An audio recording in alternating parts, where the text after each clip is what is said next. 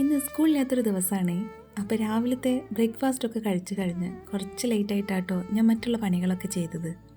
അപ്പോൾ ഇന്ന് ഉച്ചയ്ക്ക് ഒരു സ്പെഷ്യൽ സാമ്പാറാണ് ഉണ്ടാക്കുന്നത്. പൊതുവെ ഇവിടെ സാമ്പാർ ഉണ്ടാക്കുമ്പോൾ ജസ്റ്റ് സാമ്പാർ പൊടി മാത്രം ഇട്ടിട്ടൊരു സാമ്പാറാണ് ഉണ്ടാക്കുക ചെയ്യുക. പക്ഷേ ഇന്ന് തേങ്ങ വറുത്തരച്ചിട്ടാട്ടോ സാമ്പാർ വെക്കുന്നത്.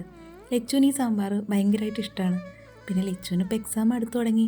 18-ാം തീയതിയാണ് എക്സാം വരുന്നത്. അപ്പോൾ അവളിരുന്ന് പഠിക്കുകയാണ്. അതുകൊണ്ട് ഇന്ന് അവൾക്ക് ഇഷ്ടമുള്ള ഫുഡാണ് കേട്ടോ ഇന്ന് ഉച്ചയ്ക്ക് ഉണ്ടാക്കുന്നത്. ഞാൻ ഇടയ്ക്ക് ലച്ചു പഠിക്കുന്നതെന്ന് പോയി നോക്കി.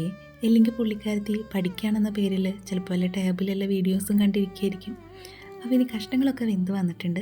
തേങ്ങ വറുത്തെടുക്കുമ്പോഴേ ആദ്യം കുറച്ച് ഉഴുന്നും ഉലുവയും പരിപ്പും കൂടിയിട്ട് ഒന്ന് മൂപ്പിച്ചെടുക്കാം കേട്ടോ.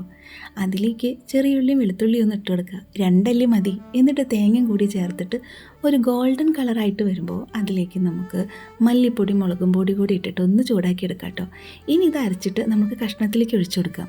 സത്യം പറഞ്ഞാൽ പരീക്ഷ കുട്ടിക്കാണെങ്കിലും ടെൻഷൻ മുഴുവൻ എനിക്കാണ്. നമ്മൾ എവിടേക്കെങ്കിലും മക്കളൊക്കെ കൂട്ടിയിട്ട് പോവില്ലേ? അപ്പോൾ കുട്ടികളെ കണ്ടാൽ ആർക്കുള്ളൊരു ചോദ്യമുണ്ട്, എങ്ങനെയുണ്ട് മോളുടെ പഠനമൊക്കെ? ഈ ഒരു ചോദ്യം മിക്ക രക്ഷിതാക്കളും കേട്ട് കാണുമല്ലേ? ആ ഒരു ചോദ്യം ഒരു നാട്ടുനടപ്പാണെന്ന് തോന്നാറുണ്ട്. വലിയ കുഴപ്പമില്ല, ഇങ്ങനെ പോണു. ആ ഒരു ചോദ്യത്തിന് മറുപടി ആയിട്ട് ഞാൻ ഇങ്ങനെ കേട്ടോ പറയാറ്. നമ്മുടെ കാലത്തെ പരീക്ഷയൊക്കെ എത്ര എളുപ്പമായിരുന്നു എന്ന് ഇപ്പോഴാണ് തോന്നുന്നത്. അന്ന് ടെക്സ്റ്റ് ബുക്ക് കാണാപ്പാഠം പഠിച്ചു പോയാൽ മതി, പരീക്ഷയ്ക്ക് നല്ല മാർക്ക് കിട്ടും. ബുക്കിലുള്ള ചോദ്യങ്ങൾ തന്നെയാവും പരീക്ഷയ്ക്ക് വരുന്നത്. എന്നാൽ ഇന്നത്തെ പിള്ളേരുടെ അവസ്ഥ അത് മറിച്ചാണ്. പലപ്പോഴും ലച്ചുവിൻ്റെ പരീക്ഷ പേപ്പർ കാണുമ്പോൾ എനിക്ക് പോലും ഒന്നും മനസ്സിലാവാറില്ല. ടെക്സ്റ്റ് ബുക്കും പരീക്ഷ പേപ്പറും തമ്മിൽ യാതൊരു ബന്ധമുണ്ടാവില്ല എന്നർത്ഥം. പരീക്ഷ എന്ന് കേൾക്കുമ്പോഴേ കുട്ടികൾക്ക് വലിയ ടെൻഷനാണ്. നമ്മുടെ രക്ഷിതാക്കൾ അത് കൂട്ടാൻ പാടില്ലല്ലോ.